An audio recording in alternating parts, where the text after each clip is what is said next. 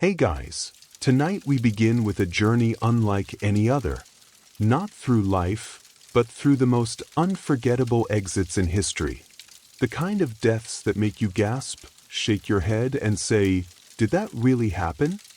From ancient warriors who chose flames over surrender, to inventors taken out by their own creations, history's most epic deaths are often as poetic as they are tragic. So, before you get comfortable, take a moment to like the video and subscribe, but only if you genuinely enjoy what I do here. And let me know in the comments where you're tuning in from and what time it is for you. It's always fascinating to see who's joining us from around the world. Now, dim the lights, maybe turn on a fan for that soft background hum, and let's ease into tonight's journey together. Let's begin with Mithridates VI, king, warrior, master of languages, and a man so paranoid he essentially turned himself into a living science experiment. Ruling the kingdom of Pontus in the 1st century BC, Mithridates lived in constant fear of assassination, which, to be fair, was a pretty rational fear for ancient monarchs. Poison was the medieval espresso shot, quick, easy, and very much in fashion at royal dinner parties. So, what did he do? He started microdosing everything that could kill him: hemlock, a pinch; arsenic, a dash; belladonna, just a taste. Over time, he built up what was believed to be near total immunity. His personal apothecaries even created a legendary antidote called the Mithridatium, a cure-all concoction so potent, medieval doctors were still trying to replicate it over 1,000 years later. This man didn't just eat food, he dared it to try anything. But then came Rome. They didn't care about his science project. Rome wanted Pontus. And after a series of bloody conflicts, Mithridates found himself cornered, betrayed, surrounded, and facing capture. The proud king decided he wouldn't give his enemies the satisfaction of parading him through the streets of Rome in chains. He reached for the poison, his old faithful friend, and nothing.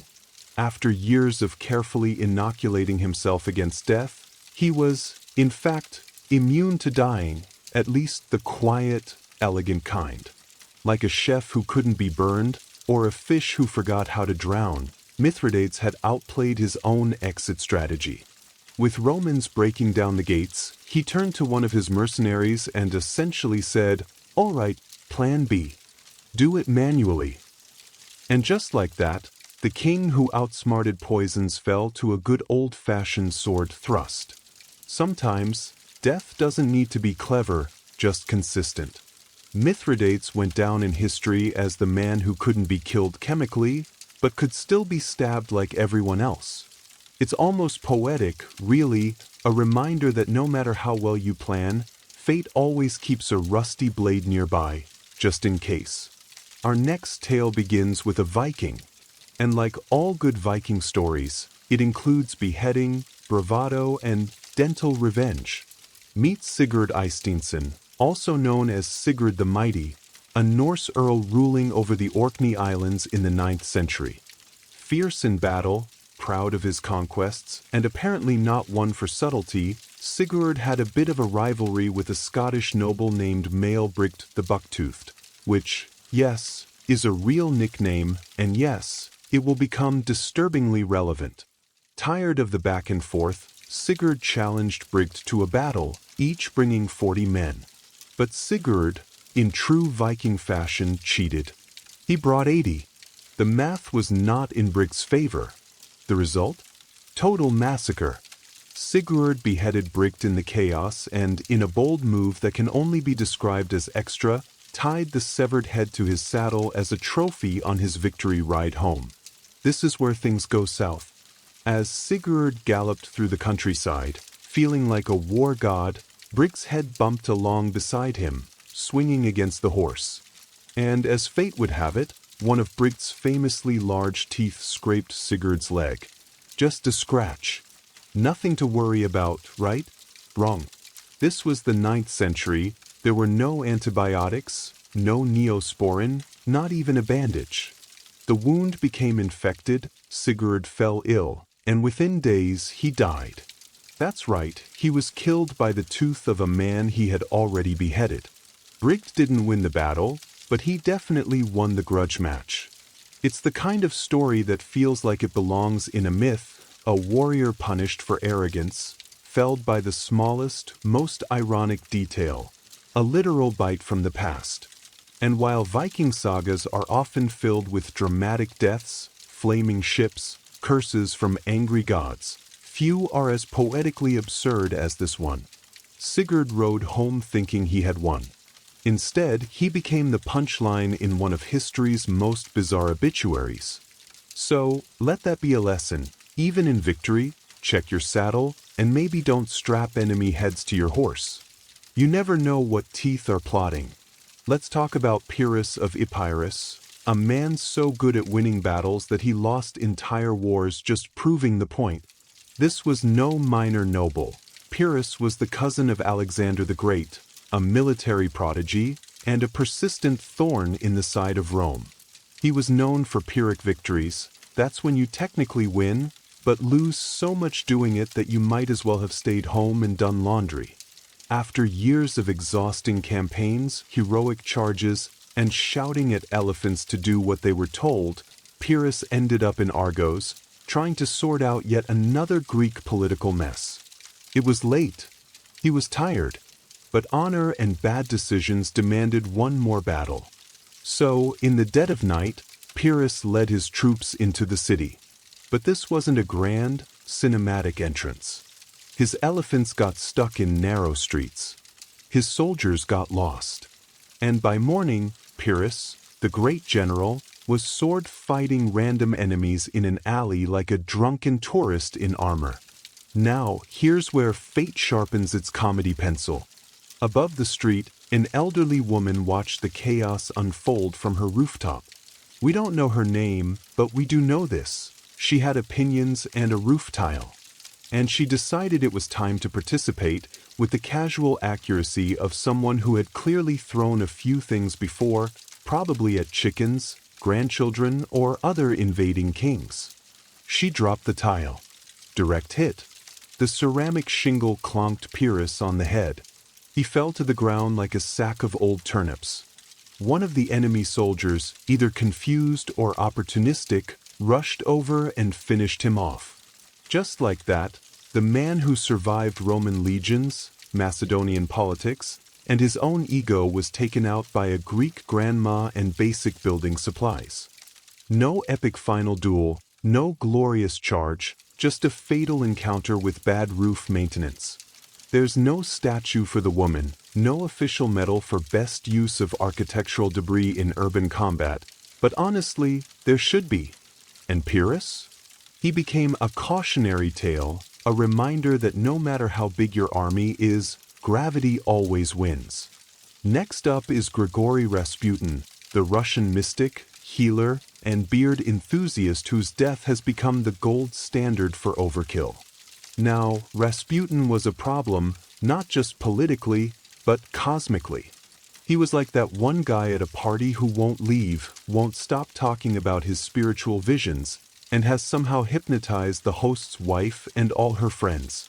Only, in this case, the host was Tsarina Alexandra of Russia, and the party was a crumbling monarchy. Naturally, the Russian nobility wanted him gone, politely at first, but Rasputin didn't do subtle, so they moved on to murder. Plan A? Poison. They baked him a cake and poured enough cyanide into it to take out a village. Rasputin ate it, smiled, and asked for more. At this point, someone probably started sweating, so they moved to Plan B. Shoot him, which they did, in the chest. Rasputin dropped. Success. They leaned in to confirm. Bad move. He sat up like a horror movie villain and started yelling. This is the part where someone definitely screamed and dropped a glass. So, Plan C, shoot him again, multiple times. He went down again, but still not quite done. Rasputin then crawled across the floor, allegedly trying to flee the palace. Because why not? It's not like bullets had ever stopped him before.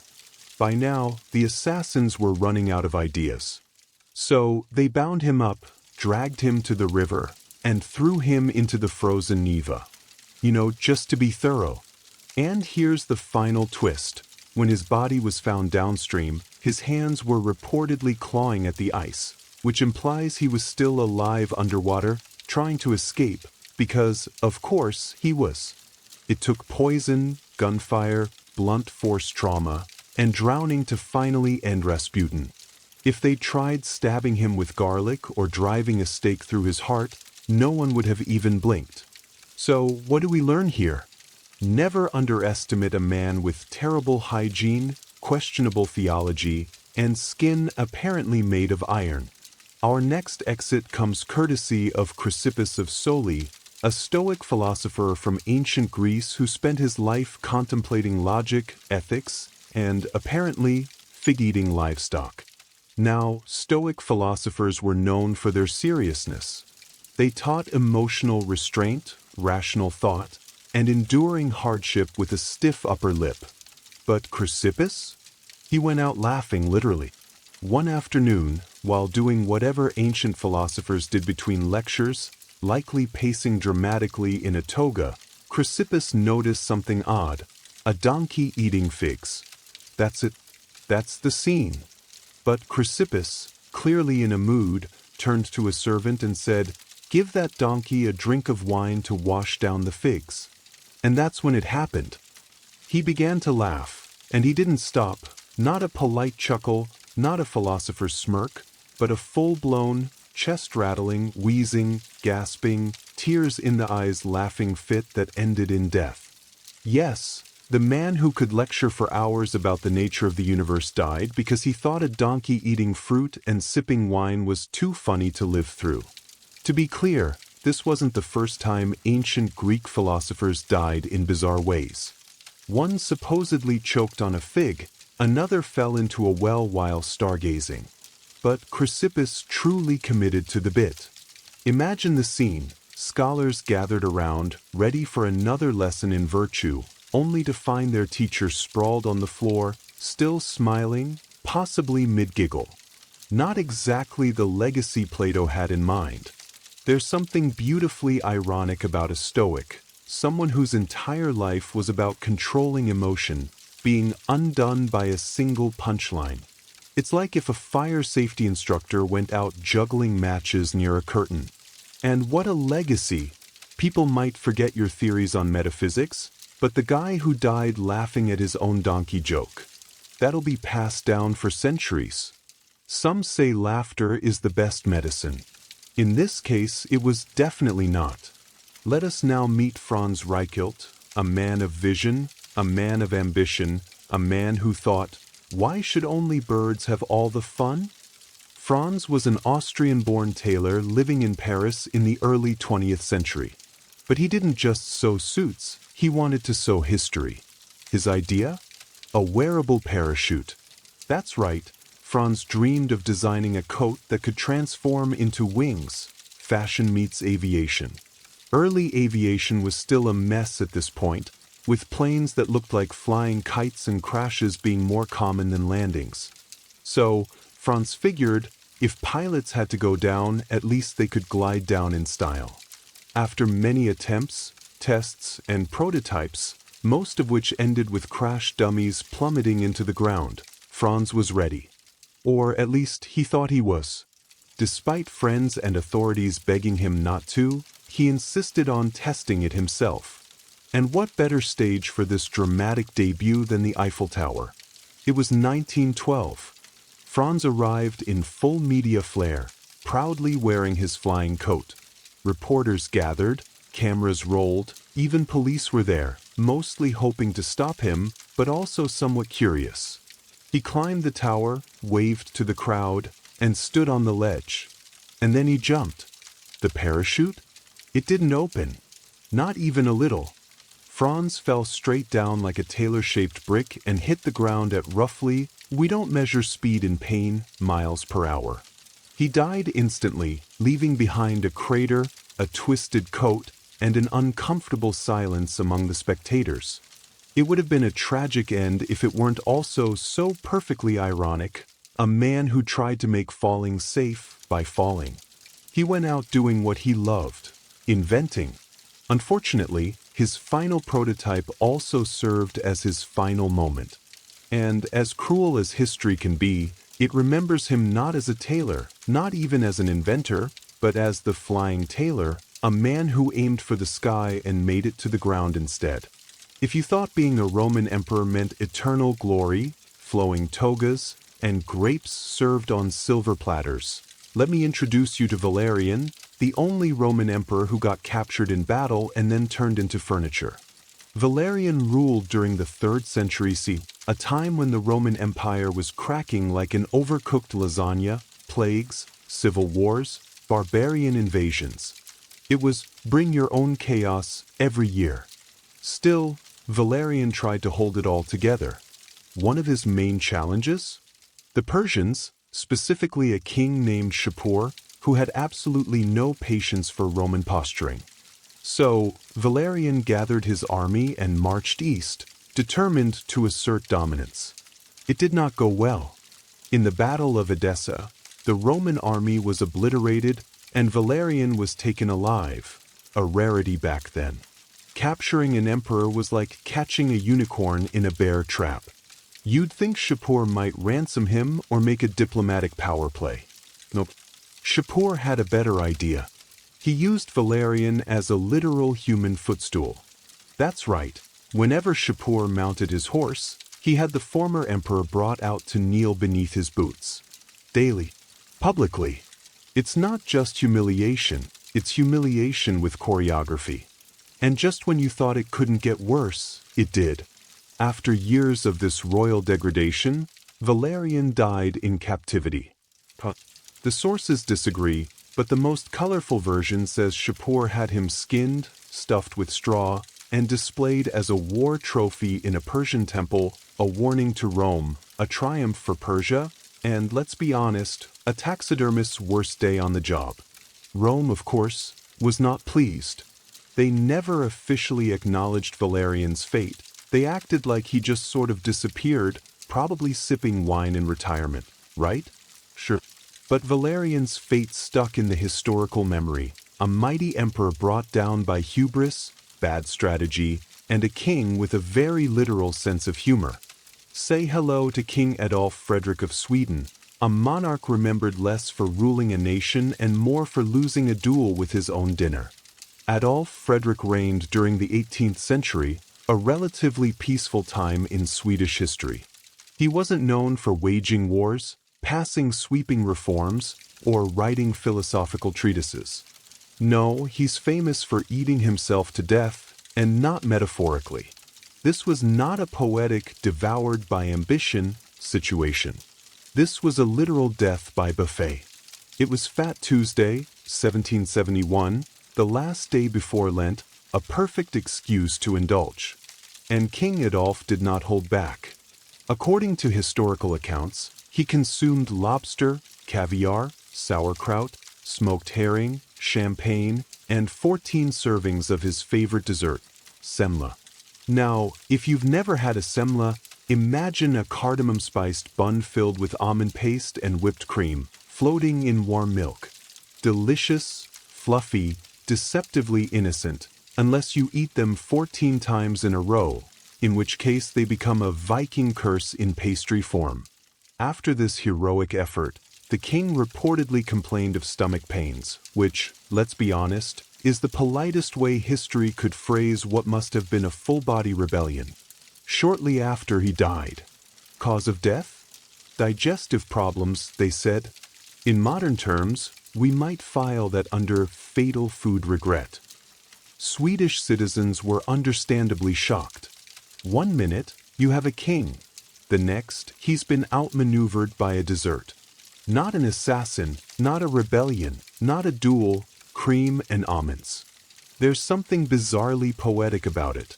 A king indulging himself one last time, taken out by the very luxury that defined his life. The royal court tried to keep it dignified, but history? History remembers the menu. To this day, Sweden still celebrates Fat Tuesday with semla buns. And yes, every year, someone brings up the king who loved them a little too much. Let us now turn to Diogenes of Sinope, ancient Greece's most famous minimalist, social critic, and professional button pusher. Diogenes was a philosopher of the Cynic school, which is a polite way of saying he didn't care what anyone thought, wore the same tunic every day, and lived in what was essentially a giant clay jar. He believed in living a life free of possessions, social expectations, and personal shame. And he practiced what he preached, publicly, loudly, sometimes indecently. So, how did this crusty legend meet his end? Well, ancient sources disagree, which is always a red flag in historical storytelling. But one of the most entertaining accounts claims that Diogenes died by holding his breath. Yes, voluntarily, as in, I'm done with the world. Let me just not inhale again. Some say it was an act of willpower, a final mic drop in a life dedicated to rejecting society. Others suspect he was just really stubborn and possibly trying to prove a point about controlling his own destiny. Now, to be fair, there are other reported causes of his death. One version says he died from eating raw octopus. Another claims he was bitten by a dog, which, given his love for canine metaphors, feels a little too poetic. But the breath-holding theory? That one stuck, probably because it's just so Diogenes. This was a man who once walked through the streets at high noon with a lantern, claiming he was searching for an honest man, a guy who told Alexander the Great, the most powerful man on earth, to move aside because he was blocking the sun. So, yes, choosing to stop breathing because you're simply done with people fits the brand. And the best part? People respected it. The same society he mocked, challenged, and rejected ended up honoring him with a public tomb. Turns out, being a curmudgeon with excellent one-liners gets you remembered.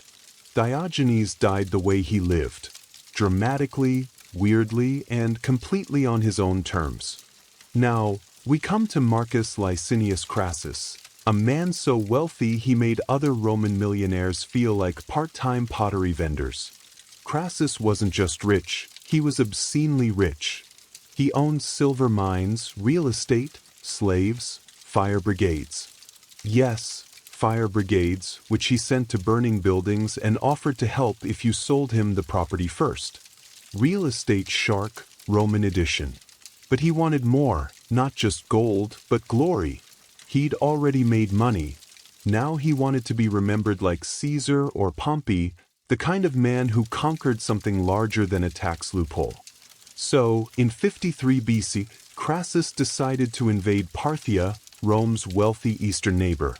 Think of it as Rome's version of, "Hold my wine, I got this." It was a disaster. He underestimated the Parthians, who had terrifying archers, expert cavalry, and very little interest in being conquered. Crassus walked his army deep into the desert and right into a trap. Thousands of Roman soldiers were massacred. His son was killed. Morale collapsed faster than a Roman aqueduct during budget cuts, and eventually Crassus was captured. Now, the Parthians knew who he was. They'd heard the legends, the richest man in Rome, a man obsessed with wealth, practically a walking coin purse. So, as a parting gift, they executed him by pouring molten gold down his throat. You read that correctly. The richest man in Rome died choking on liquid wealth. It was less an execution and more a performance piece, a brutal, theatrical message. You wanted gold? Here, take it all, the way to your lungs. Some say it's a myth, others say it's exaggerated. But even if it wasn't exactly how he died, the story spread like wildfire across Rome. And that's the thing with history. Sometimes it prefers poetic justice over boring truth. Crassus' golden demise became a cautionary tale, not just about greed, but about hubris, about flying too close to the sun while holding a bag of coins. If you've ever heard the phrase "I am Spartacus," know that behind the meme and movie moment lies a man who quite literally fought until no one was left standing, including himself. Spartacus wasn't born a hero. He was a Thracian soldier, captured by Romans and tossed into the brutal, unforgiving world of gladiator schools, which were less Hogwarts for fighters and more daily beatings with occasional bread.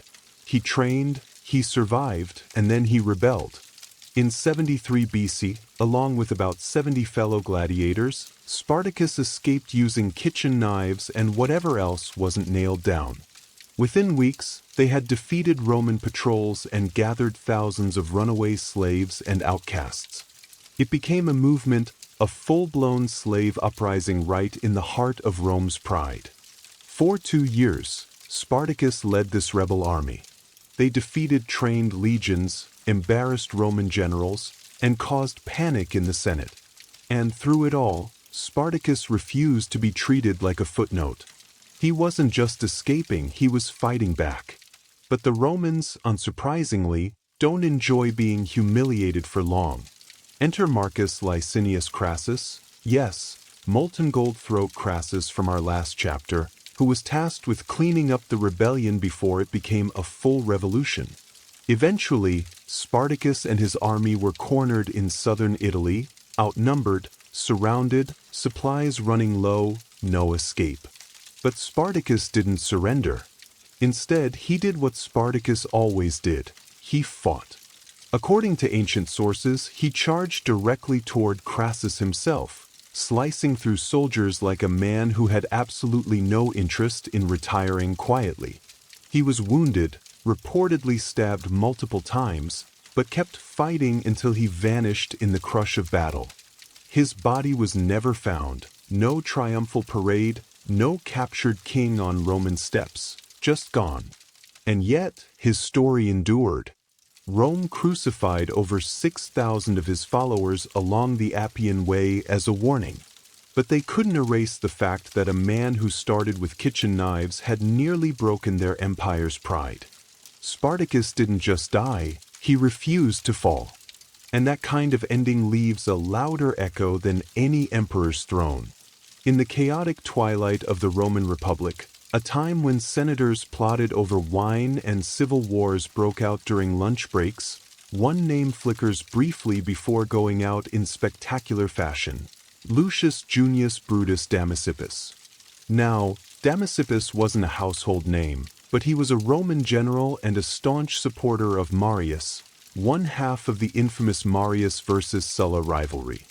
Think of it as Rome's version of a political debate, except instead of microphones, everyone had swords and backup legions. When Sulla returned from the east with his battle-hardened army, Rome braced for impact. Damasippus, loyal to the now-defeated Marians, was arrested during Sulla's brutal cleansing of his enemies, a political spring cleaning, except with significantly more blood and fewer dustpans. He was sentenced to execution, along with a handful of other high-profile prisoners. But here's where Damasippus earns his place in our list. As he and the others were being led to their deaths, one of the condemned men began sobbing, pleading for his life, panicking. Damasippus turned to him and, laughing, said, "Why weep, fool? Did you not know what business we came here for?" And that was it. No groveling, no final meal request, just a sardonic one-liner and a confident walk toward the blade. It's the kind of reaction that screams, "I've read the script, and I don't need a rewrite." In an age when last words could be poetic, desperate, or full of regret, Damasippus chose dry sarcasm. He faced death like it was a dull committee meeting, mildly inconvenient, but nothing worth losing your dignity over. Was he a great general? Perhaps not. Did he change history? But he went out with more composure than most emperors, kings, or philosophers. And sometimes, in history, that's enough. He faced the end not with fear, but with a shrug, a joke, and impeccable timing. If history had a most likely to be assassinated by lunchtime yearbook, Caligula would have been on the cover, in full laurel crown, smiling. Born Gaius Julius Caesar Germanicus, he started out promising. The Roman people loved him, the army adored him. He was the son of a war hero raised in the imperial palace. and for a brief moment in 37 CE, he looked like Rome's golden boy. Then the cheese slid entirely off the cracker.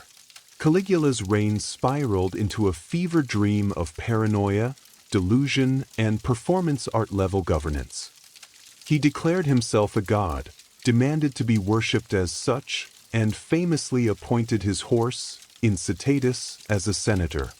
Now, to be fair, the horse never attended a session, but he had a marble stable, a jeweled collar, and, allegedly, better table manners than most of the Senate. Caligula executed senators for blinking suspiciously, made war declarations on Poseidon, yes, the sea god, and once ordered his army to collect seashells as war trophies. This wasn't just madness, it was creative madness. Eventually, even his closest guards got tired of dodging his daily whims. His behavior was unpredictable, his punishments theatrical, and Rome was tired of being ruled by a man who thought reality was optional. So, in 41 CE, a group of conspirators, led by members of the Praetorian Guard, his own security detail, decided it was time for a performance of their own.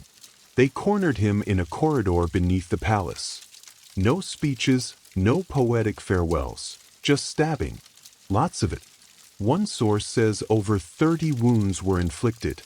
That's not an assassination, that's a strongly worded group project. His body was dumped in a shallow grave, no honors, no state funeral, just the end of a man who once tried to replace statues of gods with statues of himself. And yet, Caligula is still remembered, not for wisdom or reform, but for turning Rome into a circus and ruling it like a fever dream. He died as dramatically as he lived, surrounded by blades, betrayed by his own, and probably thinking, my horse could have run this place better. And honestly, he might have been right.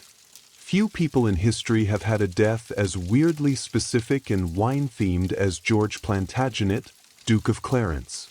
Now, if the name rings a bell, it's because George was smack in the middle of England's messiest family feud. The Wars of the Roses. Think of it as a 15th century version of Game of Thrones, except with more velvet hats and fewer dragons. George was the younger brother of King Edward IV and the older brother of Richard III. Yes, that Richard III. And, for a time, George was right in line for the throne. Unfortunately, George had two fatal flaws: ambition and a complete lack of self-preservation. He switched sides in the Civil War more than once, plotting rebellions, aligning with whoever looked strongest that week, and making enemies faster than a medieval tax collector. Eventually, King Edward, tired of George's constant backstabbing, sometimes literal, had him arrested for treason. Now, Edward faced a problem. How do you execute your own brother without making it look like a PR nightmare? Enter the weirdest royal death solution in English history. According to chroniclers, George was given a choice in how he'd like to die. And he supposedly picked being drowned in a barrel of Momsey wine. Let that sink in, not gallows, not axe, not even a respectable poisoning, a wine barrel, full of it, as if he wanted his obituary to read, died doing what he loved. Was this poetic, ironic, a joke that went too far?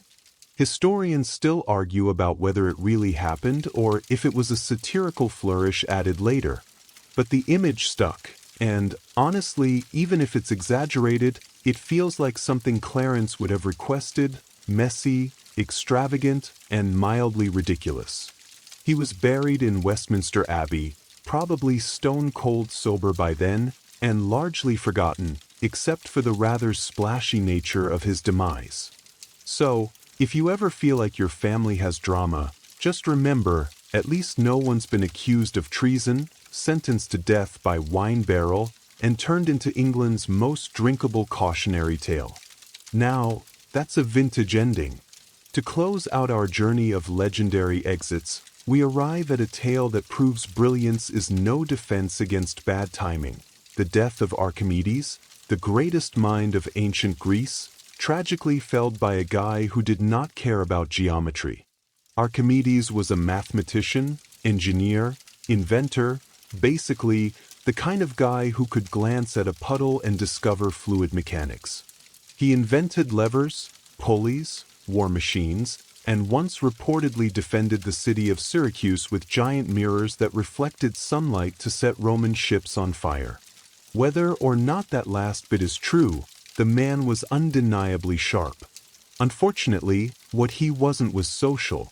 In 212 BC, the Romans finally captured Syracuse after a long and brutal siege. Soldiers poured into the city, looting, shouting, searching for enemies.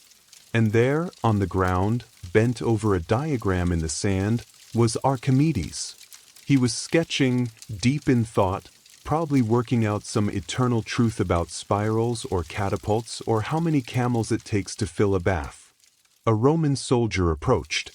Now, most people, upon seeing a man with a sword, might stand up, greet him, maybe say, "Please don't kill me." But not Archimedes. Legend says he simply looked up and said, "Do not disturb my circles."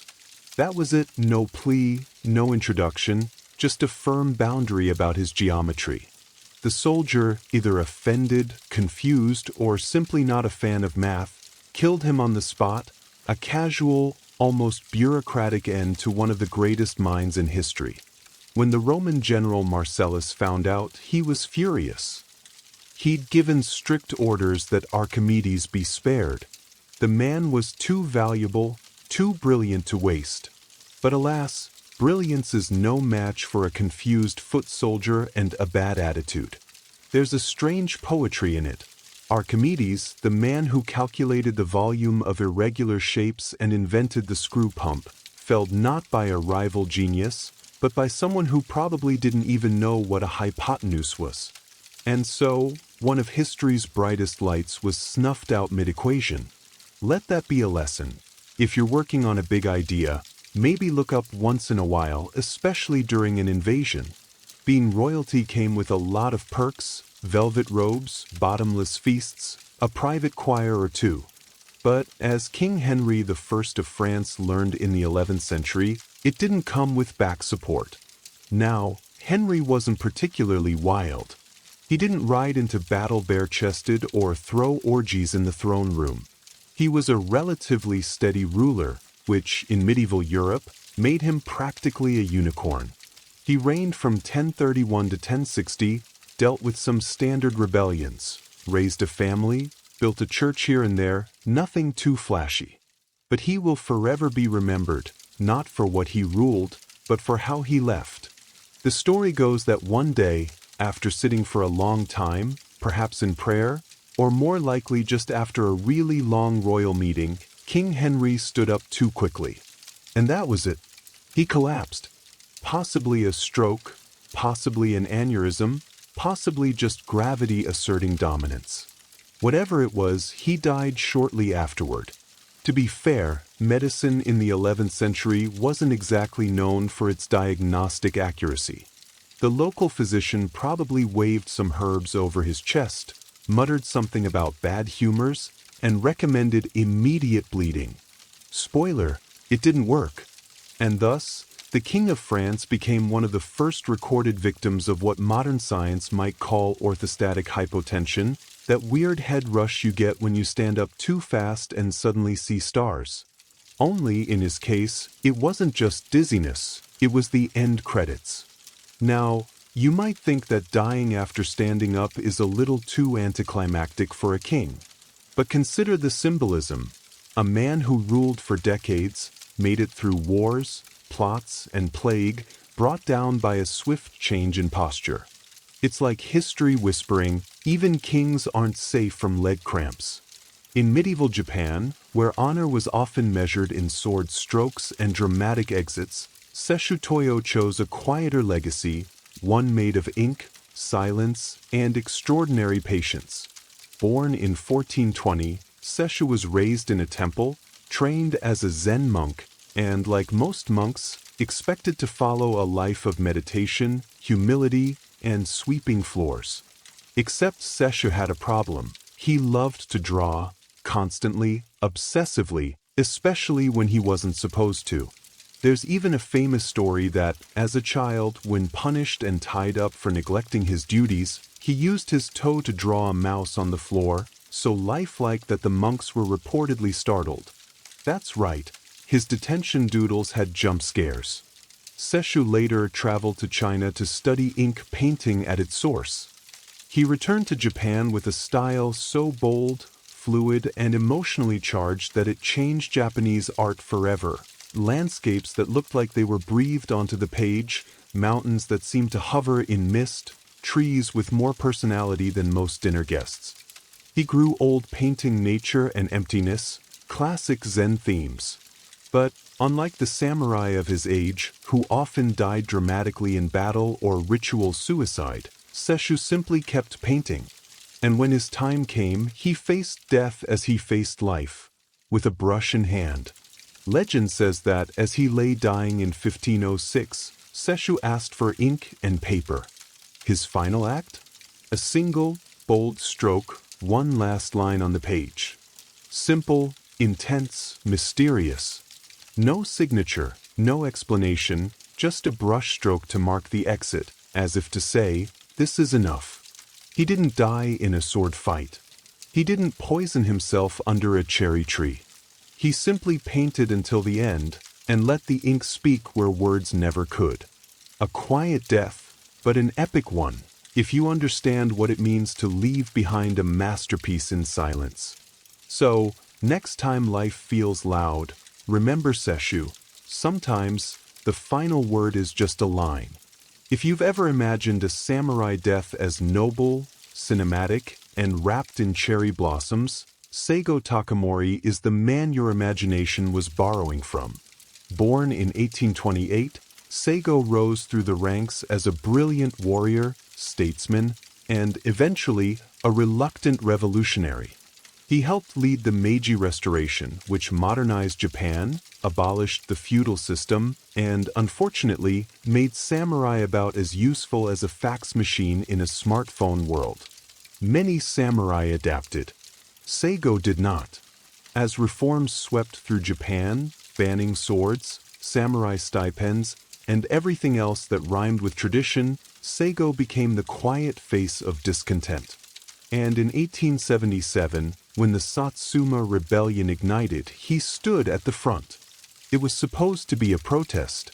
It turned into a war. Seigo, with a few thousand die-hard warriors, marched against the imperial army, a force now armed with rifles, artillery, and significantly fewer nostalgic ideals. For months, they fought, outnumbered, outgunned, undeniably doomed. And still, Seigo refused to retreat. Eventually, at the Battle of Shiroyama, the final stand came. Surrounded, wounded, and watching his army crumble, Seigo turned to his remaining men. What followed is still debated. Did he commit seppuku, the ritual suicide of a samurai, or was he too injured and asked a loyal follower to end it quickly? Either way, he died with his sword beside him, facing the future he helped build but no longer belonged to. Japan mourned him, then immediately made him a legend. The government that defeated him eventually pardoned him posthumously, raised statues in his honor, and began telling schoolchildren how noble he was, as if they'd never aimed cannons at him in the first place. Seigo became the perfect tragic symbol, the man who fought for honor in a world that had moved on. Sometimes, you don't need to win to become immortal, you just need to lose like a legend. Jesse James wasn't just an outlaw, he was the poster child for American rebellion, the guy with a pistol in one hand and a train schedule in the other. Born in 1847 in Missouri, Jesse James started out as a Confederate guerrilla fighter, robbing Union soldiers and burning things that didn't belong to him. After the war, he figured, why stop now? And upgraded from rebel to full-time legend, leading the James Younger Gang on a decade-long crime spree of bank heists, stagecoach stick-ups, and train robberies across the American Midwest. To the newspapers, he was a hero. To the banks, a nightmare. To most lawmen, a walking target with a bounty big enough to cause trust issues in any friend group.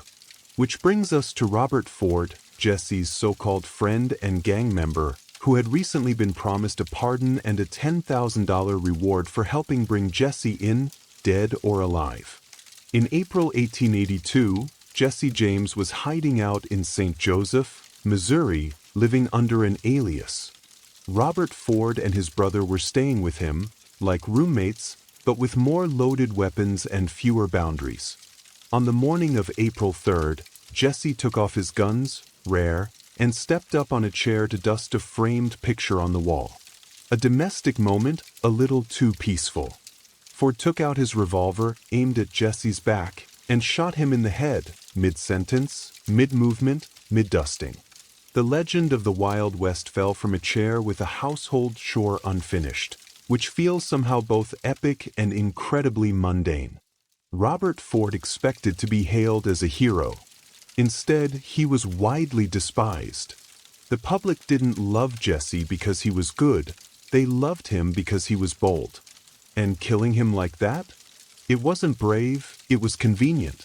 Jesse James died, not in a blaze of gunfire or a dramatic shootout, but in his socks, betrayed by a man drinking his coffee. Sometimes, history isn't a duel at high noon. Sometimes, it's just someone who turned their back and someone else who couldn't resist the reward.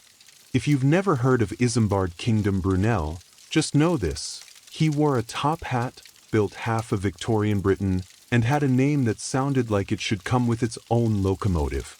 Born in 1806, Brunel was the kind of genius who sketched bridges during breakfast and casually redefined what an impossible project looked like. He built tunnels under rivers, suspension bridges over valleys, and trains that moved faster than common sense allowed. But his biggest dream? Ships. Big ones. Really big ones. In the mid-19th century, Brunel designed the SS Great Eastern, a steamship so massive it made other vessels look like bath toys. It was over 700 feet long, powered by both paddle wheels and a screw propeller, and designed to sail from England to Australia without refueling. It was also, unfortunately, cursed from the start. During its construction, workers died. Fires broke out. A launch attempt failed twice. One man was literally glued inside a hull panel for days before being rescued. The ship was so heavy it had to be launched sideways, which sounds cool until you realize it almost flattened a warehouse. Brunel, already suffering from stress, chain-smoking cigars like they were oxygen, had a stroke during all of this. And not just anywhere on the ship itself, while watching a demonstration of a new engine room feature. Some say the stress killed him. Others say it was the absurd weight of expectation. Either way, he died just days before the ship's maiden voyage in 1859. And here's the kicker. On that first journey, the ship exploded.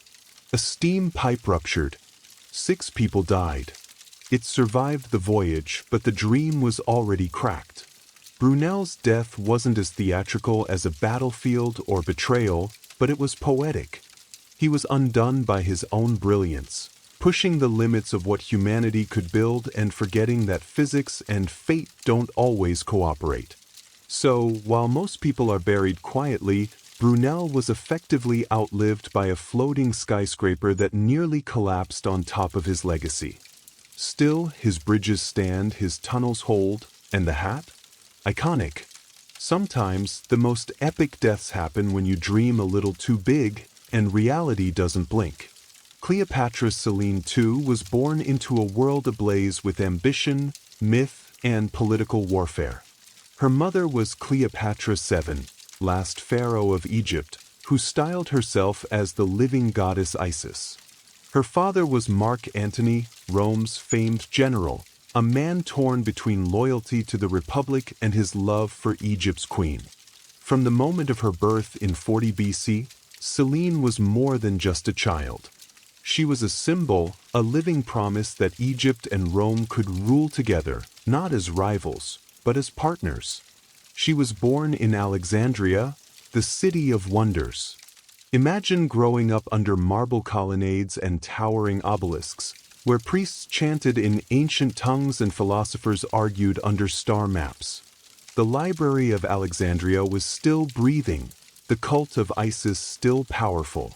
Selene, along with her twin brother, Alexander Helios, received a royal education, Greek philosophy, Egyptian religion, Roman politics.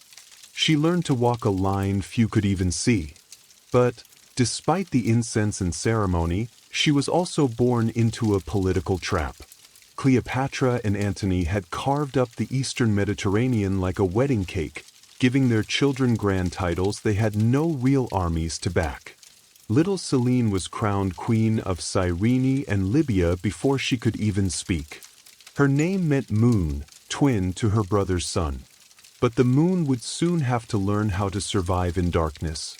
Back in Rome, Octavian, later Augustus, watched all of this with cold calculation. Antony's alliance with Cleopatra was more than scandalous. It was treasonous. When war broke out between Octavian and Antony, Selene's fate was sealed by adult choices she had no control over. At just 10 years old, she watched her world unravel. The Battle of Actium in 31 BC ended in crushing defeat for her parents. Her father took his own life. Her mother followed, famously choosing a cobra's bite over a Roman parade. And then everything changed. Selene, once cradled in gold, was now a prisoner, an orphaned captive of the very man who had destroyed her family. But she didn't scream. She didn't collapse. History doesn't give us her words, but it does show us her next move. She did what few royal children did in the wake of catastrophe. She survived. And that was only the beginning. After the dust of Alexandria settled, Cleopatra Selene, barely 10 years old, was taken across the Mediterranean as a war trophy. She arrived in Rome, not as a princess, but as a symbol of Octavian's triumph. She and her brothers were paraded through the streets in a chilling spectacle. The children of Cleopatra and Mark Antony, now orphans, dressed in chains of gold, walking in the shadow of the man who had crushed their dynasty. Imagine that for a moment, the daughter of gods, paraded like loot. The same streets where Julius Caesar had once been hailed were now her stage of humiliation. But Selene didn't cry. No records speak of weeping or rebellion. Instead, the Roman crowd, expecting a sobbing child, saw a young girl who carried herself with eerie poise. Some even say the crowd pitied her. And in Rome, pity could be more powerful than fear. Octavian, soon to be Augustus, wasn't stupid. Killing the children of Antony and Cleopatra would stain his carefully crafted image of mercy and civilization. So he handed them over to his sister, Octavia, who also happened to be Antony's former wife. A cruel twist, certainly, but it turned out to be a blessing in disguise. Under Octavia's roof, Selene was given education, protection, and, surprisingly, a second chance. The woman whose marriage Antony had betrayed now became Selene's guardian. Octavia wasn't just a political figure. She was known for her grace and restraint, and she saw to it that Selene was raised with Roman discipline, Greek intellect, and just enough Egyptian dignity to remind everyone whose daughter she was. Here, in the heart of Rome, the young queen-in-waiting observed. She studied the politics of survival. She learned when to speak and when silence could be a weapon. She mastered Latin, studied rhetoric, and read the myths of a people who had destroyed her lineage. She saw how Roman women moved through power, not with crowns, but through marriage, influence, and cunning. While her brothers faded into obscurity, Selene adapted. She didn't fight Rome with swords, she fought it by understanding it. She learned that survival meant becoming indispensable to the system that once tried to erase her. In public, she was a ward, a Romanized princess. But behind those calculating eyes was a girl quietly plotting her return to the world stage, not in rebellion, but through something far more dangerous: marriage. Cleopatra Selene's transformation from captive to queen did not come by force. It came through strategy. As she entered her teenage years, Rome was reshaping the world in its image, and client kings were being installed like chess pieces across its vast empire. Augustus, ever the political puppet master, saw in Selene both a threat and an opportunity. So he made a calculated move. He married her off. Her husband was King Juba II of Mauritania, a scholar king raised in Rome himself. He was the son of a North African ruler who had sided with Julius Caesar, then lost everything when Caesar died. Like Selene, Juba had been paraded as a child captive and raised in the house of Octavia. He was intelligent, well-mannered, and Roman to the bone, in essence, a safe investment for Augustus, a king loyal to Rome but foreign enough to rule its distant provinces. The marriage was more than a union. It was a diplomatic masterpiece, two royal children of conquered empires, both brought to Rome as trophies, now paired together as rulers of a kingdom they didn't ask for. And yet it worked. Selene became queen of Mauritania, modern-day Algeria and Morocco, a land rich in culture but politically unstable. And she ruled, not as a puppet, but as a monarch with vision. Together, Selene and Juba transformed their capital city, renaming it Caesarea in honor of Augustus. But it wasn't just a name change. Under Selene's influence, the city bloomed into a vibrant blend of Egyptian opulence, Greek art, and Roman engineering. Temples rose, libraries were built, coins were minted bearing her image, wearing the solar crown of Egyptian royalty, subtle, perhaps, but a powerful nod to her ancestry. Selene wasn't just playing queen, she was leaving her mark on an entire region. While Juba focused on diplomacy and writing, he fancied himself a historian and geographer. Selene brought statecraft. She managed trade, patronized the arts, and infused the kingdom with a hybrid identity that was unmistakably her own. Here, far from Rome's shadow and Alexandria's ruins, Cleopatra Selene didn't just survive, she thrived. Her life, once shattered by politics and bloodshed, had become something rare in the ancient world, a tale of quiet reclamation.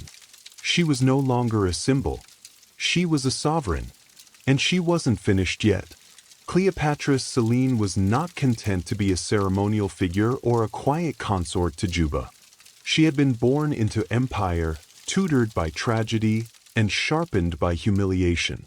Now, with a throne beneath her and a kingdom at stake, she brought forth something Rome had never quite seen, a queen who blended three civilizations into one vision. Mauritania had always been a cultural crossroads. Berber tribes, Phoenician traders, and Carthaginian ghosts haunted its coasts. But under Selene, this mosaic became deliberate. She didn't impose Egyptian dominance, nor did she bow entirely to Roman tastes. Instead, she fused them, cleverly, intentionally. She oversaw the building of massive public works, harbors, temples, markets. Roman aqueducts snaked through cities that echoed with Egyptian symbolism. Statues of Isis stood near Roman forums. Greek theaters thrived alongside African-style craftsmanship. The result wasn't confusion, it was harmony, a kingdom that felt ancient and modern at once, loyal to Rome but uniquely its own. And through it all, Selene remained visible. This was rare for a queen in a client kingdom. She appeared on coins, not behind her husband, but beside him, wearing royal regalia that harkened back to Ptolemaic queens. The solar disk, the vulture crown, symbols of divine rulership. These were quiet declarations. Egypt may have fallen, but its lineage breathed through her veins. More than anything, Selene understood diplomacy as art. She played Rome's game but didn't let it consume her. She hosted emissaries, managed grain exports, and reportedly had a hand in the kingdom's taxation policies, especially in cultivating wealth through trade with the Mediterranean. Mauritania under her watch became a valuable Roman ally, not because it bowed low, but because it worked efficiently and profitably. And while Rome's upper classes whispered of her exotic bloodline and the legacy of her infamous mother, Selene gave them nothing scandalous to pounce on: no affairs, no uprisings, just progress, balance, and quiet dominance. Yet, even in her success, the memory of Alexandria lingered: the collapse of her dynasty, the cobra in the basket, her father's sword. It never left her. But instead of reviving that fallen legacy, she encoded it into her rule. Her kingdom became a sanctuary of synthesis. She did not rebuild Egypt. She reimagined it thousands of miles away on Berber soil. And in doing so, she made Mauritania a dynasty of her own. Cleopatra Selene had always lived in the in-between. She was Egyptian by blood, Roman by upbringing, and now North African by throne. Yet, rather than choosing one identity, she mastered all three. She was a daughter of Isis, but also a Roman matron, a Hellenistic intellectual, but a ruler of desert tribes. In every role she played, she was both and more. But this duality wasn't just a clever trick of politics, it was survival. Selene knew what happened to women who leaned too far into ambition. Her mother had done so and died as a villain in Roman eyes. She knew Rome admired docility in its queens, not daring. So, she walked a tightrope, always regal, always composed. She didn't court scandal, she courted influence. One of her sharpest tools was symbolism. On Mauritanian coins, her image was more than decorative. She revived the solar crown of the Egyptian pharaohs and paired it with Roman styles, laurel wreaths, togas, Latin inscriptions. These coins circulated across Africa and the Mediterranean, quietly reminding traders, nobles, and Roman officials alike: the blood of Cleopatra still ruled. And her influence went beyond aesthetics. Selene encouraged religious fusion. The cult of Isis was permitted to flourish in Mauritania, but so were Roman deities like Jupiter and African spirits local to the region. This wasn't religious tolerance, it was political cohesion. She understood what Augustus had done in Rome: unite a diverse people through a shared pantheon. Now she did the same, subtly, in her own kingdom. Yet, for all her elegance and poise, Selene was never just a background figure to her husband. Contemporary accounts and archaeological evidence suggest she played a crucial role in court decisions. Some historians believe she even governed in Juba's absence, issuing edicts, managing grain fleets, and settling tribal disputes. She wasn't just a queen, she was a partner in power. And, perhaps most remarkably, she did all this without war. Cleopatra Selene's reign was defined by stability, something rare in the ancient world, and even rarer for a woman of her lineage. She didn't need to conquer lands, she conquered imaginations. In Rome, she had once been paraded as a prize. Now, she was a sovereign whose name commanded respect from senators and merchants alike, not through fear, but through intelligence. A queen who had every reason to burn with vengeance, yet chose strategy instead. As Cleopatra Selene settled into her role as Queen of Mauritania, her most lasting legacy began to take shape, not in marble or coin, but in the form of her son, Ptolemy of Mauritania. Born into this carefully balanced dynasty, Ptolemy was the final thread of a once glorious bloodline that stretched from Macedonian conquerors to Egyptian gods. Through him, Selene hoped to secure the continuity of everything she had rebuilt from ruin. She raised him, not merely as a prince, but as a living synthesis of empire. Ptolemy's education was elite, befitting someone with blood ties to both Julius Caesar and the Ptolemies. He learned Latin, law, Greek philosophy, and Egyptian religious customs. And most importantly, he learned diplomacy from the best possible teacher, his mother. Selene likely saw herself in the boy. Like her, he was born into a political chess game. Like her, he would have to survive in a world where lineage could be both a crown and a curse. But unlike her, Ptolemy had the benefit of stability, of growing up in a kingdom his mother had already molded into a sanctuary of balance.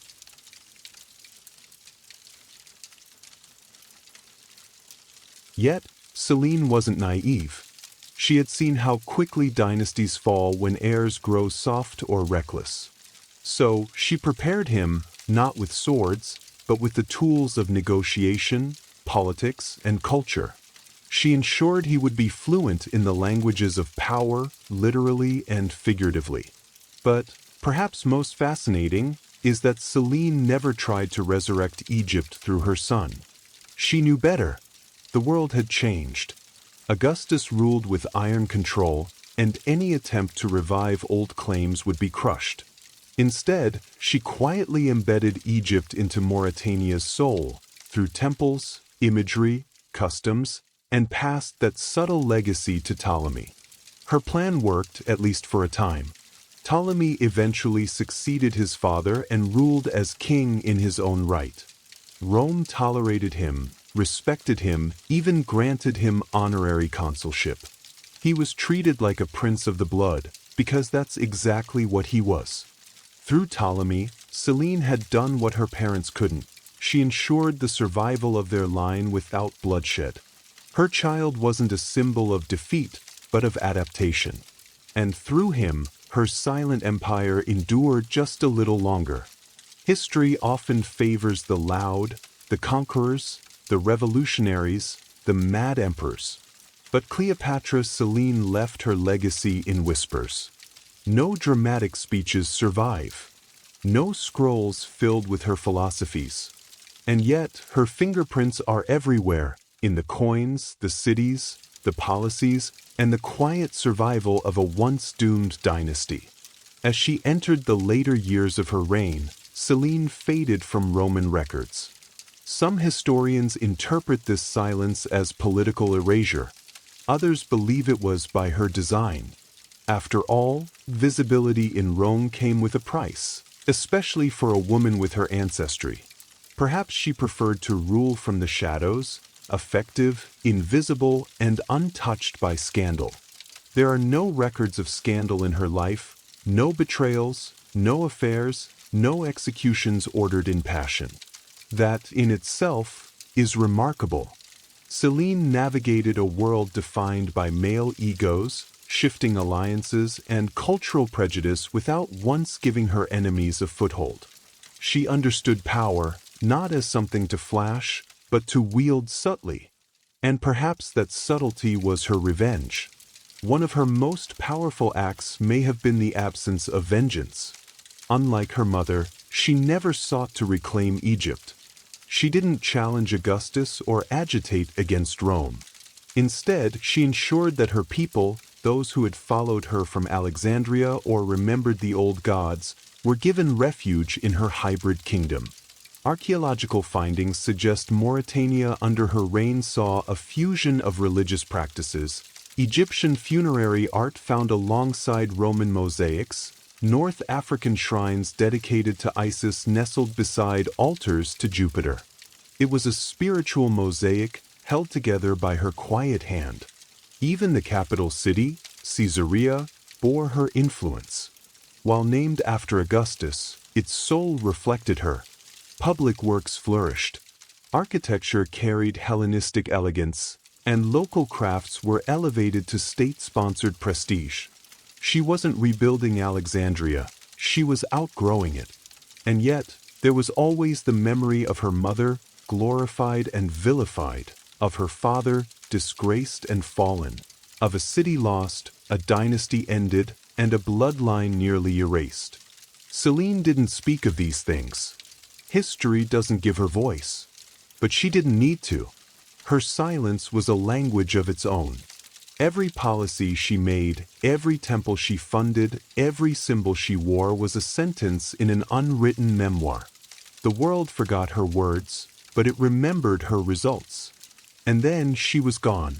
Cleopatra Selene, queen, daughter of two legends, ruler of a kingdom crafted in cultural gold, simply disappears from the record. No triumphant obituary, no preserved tomb. No Roman historian thought her final days worth documenting. For someone born amid the fireworks of history, her end came like a fading candle. We can estimate her death around 5 BCE, based on the abrupt absence of her name from official documents and coinage. One day, she was co-ruling Mauritania. The next, only Juba appeared on the currency. No fanfare, no funeral inscription, just silence. But that silence is telling. In ancient royal circles, a quiet exit often meant one of two things. Either she died naturally and was mourned in private, or someone had reasons to erase her. And, considering the political tightrope she walked for decades, both are possible. Still, there's no hint of scandal. Juba continued to rule after her death, but Mauritania never shone as brightly again. He married again, to Glafra, a Cappadocian princess, but that marriage ended quickly and with far less legacy. Juba wrote books, governed dutifully, but something about the realm seemed dimmer. Selene, it seemed, had been more than a queen, she had been the soul of the court. Her son, Ptolemy, took on the mantle after his parents. But even he would meet a tragic end, executed in Rome by Emperor Caligula decades later, for reasons still debated. With him, Cleopatra Selene's bloodline truly ended. And yet, her fingerprints remained. Coins bearing her crowned image continued to circulate. Egyptian cults she had supported lived on in North Africa for centuries. The cities she shaped, like Caesarea, became hubs of trade and learning under Roman rule. Her legacy endured, not in thunderclaps, but in the long, slow turning of civilization. She had no epic tomb, but she built a kingdom. She left no famous speeches, but her policies changed lives. She raised no armies, but she conquered the chaos left by her parents and turned it into order. Cleopatra Selene vanished from the page, but only because she had already etched herself into the fabric of empire. And maybe that was her final act. To vanish, not as a victim of history, but as its architect, that was Cleopatra Selene II's final act of brilliance. She may have died in silence, but her story didn't end there. Her legacy lived on through her son, Ptolemy of Mauritania, a prince who embodied centuries of ambition, myth, and survival. He was the last known descendant of the Ptolemaic dynasty, the final living echo of Alexander the Great's generals and Egyptian pharaohs. Raised in the polished world his mother helped build, Ptolemy inherited not just a kingdom, but a delicate political legacy. He was young, wealthy, and Romanized, fluent in Greek, Latin, and diplomacy. His reign in Mauritania, though not as transformative as his mother's, was marked by continued prosperity and loyalty to Rome. But he walked a dangerous line, a client king with royal blood too grand for Rome to ignore. Initially, he played his role well. Augustus had granted him the rank of Roman senator, and later emperors welcomed him at court. He was praised for his wealth, his generosity, and his elegant lifestyle. The man wore purple, as was his right, and dined with emperors. But with every nod of favor came a whisper of envy. Ptolemy had what many Roman nobles feared: ancient legitimacy. And Rome, especially under unstable rulers, never trusted legacy. His downfall came under Caligula, the notoriously erratic emperor. Ptolemy visited Rome around 40 CE, reportedly dressed in regal splendor, perhaps too much for Caligula's fragile ego. According to ancient sources, Caligula declared, "There is only room for one king in Rome." Soon after, Ptolemy was executed, no trial, no war, just sudden erasure. With his death, the dynasty of Cleopatra, of Alexander, of Isis herself, was finally extinguished. The bloodline that once ruled the most learned city on earth ended, not with a battle or rebellion, but with a paranoid emperor's whim. But Ptolemy's death, like his mother's, didn't erase their influence. Mauritania was annexed and reorganized into a Roman province, but it carried the blueprints Selene had drawn: cities, temples, hybrid traditions. Even in death, she shaped the land. And though Rome tried to bury the dynasty, it never quite succeeded. The Ptolemies became myth. Cleopatra's Selene, once paraded as a spoil of war, had outlived her enemies through legacy, culture, and her son's brief but glittering flame. The last Ptolemy fell, but the world he inherited still bore her name, her symbols, and her silent strength. Before the age of printed books, before the ink-drenched scrolls of Alexandria, there was clay, cold, heavy, and oddly eternal. And atop that clay, scratched in uniform rows, sat the earliest known library in human history, built by a king who wanted to be remembered, not for conquest, but for knowledge. Welcome to Nineveh. The year is around 650 BCE.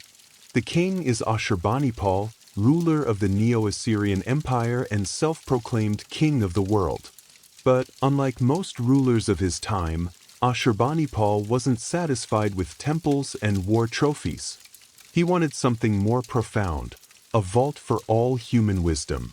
In the heart of his palace complex, he ordered the creation of a massive repository of knowledge. The library of Ashurbanipal was no mere storage closet. It was a deliberate project to collect, organize, and protect the intellectual heritage of Mesopotamia. And by collect, we mean confiscate, copy, and catalog. Royal agents were dispatched across the empire, demanding texts from priests, scholars, and scribes. By the time the library neared completion, it held over 30,000 clay tablets, medicine, astrology, religious rituals, royal decrees, legal codes, dictionaries, even love poems and exorcism instructions. And among them sat the oldest known version of the Epic of Gilgamesh, inscribed in careful lines on baked clay. Each tablet was labeled and categorized, shelved in separate rooms by genre and function. Ashurbanipal's library even included a primitive referencing system, labels etched into the tablets, noting where each text belonged. You could call it a proto-catalog, long before librarians invented card systems. And Ashurbanipal? He read them, or at least claimed to. Unlike most kings, he boasted of being literate in Sumerian and Akkadian, languages already ancient in his time.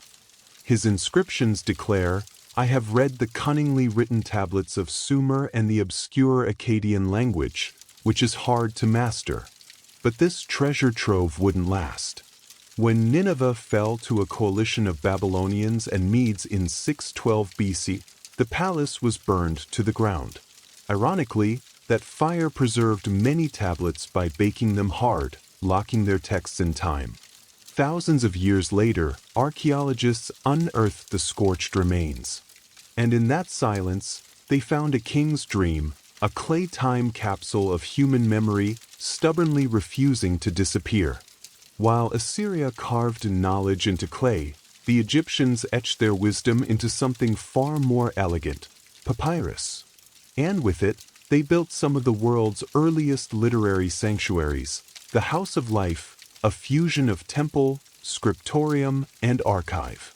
These weren't public libraries in the modern sense, but sacred spaces where priests, scribes, and scholars safeguarded the secrets of civilization. Located in major temple complexes like Abydos, Thebes, and Edfu, the House of Life was considered a living institution, intimately tied to the gods, especially Thoth, the deity of wisdom, writing, and magic. Inside, scribes meticulously copied texts by hand, mythological hymns, funerary spells, astronomical records, medical manuals, legal documents, and administrative roles. Each scroll was believed to carry not just words, but divine power. The work was slow, repetitive, and sacred. Scribes were trained from childhood in the art of hieroglyphs and hieratic script. A mistake wasn't just a scribal error, it was a spiritual failure. And papyrus, fragile and precious, could only be stored in dry, carefully managed conditions. Scrolls were kept in wooden boxes or ceramic jars, labeled with string and tags. Each house of life had its own classification system, though none survive in full detail. Perhaps the most famous example was at Per-Ankh in Thebes, where royal medical texts were copied and preserved for generations. It's likely where the Ebers Papyrus, an ancient Egyptian medical treatise filled with remedies, incantations, and surgical guidance, was produced and transmitted. But access to these libraries was highly restricted. They were not places of public enlightenment, but elite workshops for priests and royal advisors. Knowledge in Egypt was power, and power was guarded jealously. What you knew could determine your social rank, your religious role, or your fate in the afterlife, especially when your knowledge included spells from the Book of the Dead. And yet, these institutions served as bridges, linking one generation of scribes to the next, preserving Egypt's cultural identity through conquest, drought, and dynastic change. When invaders came, Persians, Greeks, Romans, the houses of life faded. Their scrolls vanished, burned, or rotted, but fragments survive, in tombs, buried with mummies, or scattered through trade. Whispered in ink on brittle papyrus, ancient Egypt's wisdom didn't vanish entirely. It just slipped between the cracks of history, waiting to be unrolled. Long before modern catalogs, Babylon had its own information empire, one built on bricks, stars, and divine order. While Ashurbanipal's library was the most famous, Babylon's own centers of learning stretched across temples, ziggurats, and royal courts. Here, libraries weren't just collections of texts, they were cosmological blueprints, storing the secrets of gods, calendars, and kings. At the heart of Babylon's scholarly life were the temples of Esagila and Ezida, home to priest-scholars known as Amanu. These men weren't just scribes, they were mathematicians, astronomers, healers, and astrologers. And their libraries were compact, durable, and incredibly specific, clay tablets filled with lists, omens, rituals, and calculations, carefully stacked in clay jars or pigeonholed into walls like ancient filing cabinets. One of the most remarkable Babylonian contributions was the Enuma Anu Enlil, a vast collection of celestial omens. It recorded thousands of years of star and planet observations, linked with predictions about war, plague, or prosperity. These texts weren't simply academic. They were consulted before royal decisions, battles, and even coronations. In a world ruled by signs, these tablets were oracles. And Babylon didn't stop with astronomy. Their libraries contained mathematical texts that demonstrate complex geometry and early algebra. The Plimpton 322, for instance, contains trigonometric calculations that predate Greek mathematics by over 1,000 years. To modern scholars, it reads like the rough draft of a calculus textbook. Babylonian scribes used a system of colophons, tiny notes at the end of tablets that listed the scribe's name, the source, and sometimes warnings against stealing or misusing the knowledge. These weren't just records, they were intellectual property claims in the ancient world. But as Babylon passed from one conqueror to another, Hittites, Persians, Greeks, the libraries fell into decline. Many tablets were looted or broken, their fragments scattered in layers of rubble beneath centuries of dust. The dry climate preserved some, but most were buried and forgotten. Until 19th century excavations unearthed thousands of them, even broken, these tablets spoke. In pieces no bigger than a palm, they held recipes, laws, spells, and the motions of stars. They proved that, long before Aristotle or Euclid, the people of Mesopotamia had built a knowledge system, both practical and poetic. Babylon's shelves may have crumbled, but its clay voices still whisper from the ruins. If knowledge had a capital in the ancient world, it was Alexandria. Founded by Alexander the Great and ruled by his successors, the Ptolemies, this Egyptian Greek city became the beacon of ancient scholarship. and its heart was the Great Library of Alexandria. Built in the 3rd century BCE within the temple complex known as the Mausoleum, a sanctuary for the Muses, the Library of Alexandria was more than a building. It was a dream, to collect every book, scroll, and scrap of knowledge the world had to offer. It wasn't a quiet room for local scholars. It was an intellectual empire. Under kings like Ptolemy I Soter and Ptolemy II Philadelphus, agents were sent across the Mediterranean to buy or copy scrolls from every port. Ships that docked in Alexandria were searched, and any scrolls on board were seized, copied, and stored. Even foreign works, Hebrew scriptures, Indian treatises, Babylonian astronomy, were translated into Greek. Estimates suggest the library may have held between 400,000 and 700,000 scrolls. These covered philosophy, medicine, engineering, poetry, botany, history, everything. Homer's works were edited here. Archimedes' ideas passed through its walls. Even Eratosthenes, the librarian, used it to calculate the Earth's circumference with remarkable accuracy. The library wasn't just about collection, it was about correction. Scholars here compared versions of texts, identified errors, and created the earliest critical editions. They preserved the best and questioned the rest. But Alexandria's brilliance also made it fragile. Fires, wars, and politics chipped away at its scroll-stuffed shelves. The first major blow may have come in 48 BCE, when Julius Caesar's forces, trapped in Alexandria's harbor, set fire to enemy ships and accidentally ignited parts of the library complex. Later, as the Roman Empire solidified, Alexandria became a battleground of ideologies, pagan, Christian, Gnostic, and its library suffered. By the time of the Muslim conquest in 642 CE, it's unclear what remained. Some sources claim Caliph Umar ordered its destruction, saying, if the books agree with the Quran, they're redundant. If not, they're heretical. But historians debate whether the library had already vanished centuries before. What's certain is this: the Great Library is gone. Not a single scroll survives. And yet, its legend persists, proof that the idea of a universal library was too powerful to burn completely. Alexandria became a symbol of what humanity once had, and, tragically, what it lost.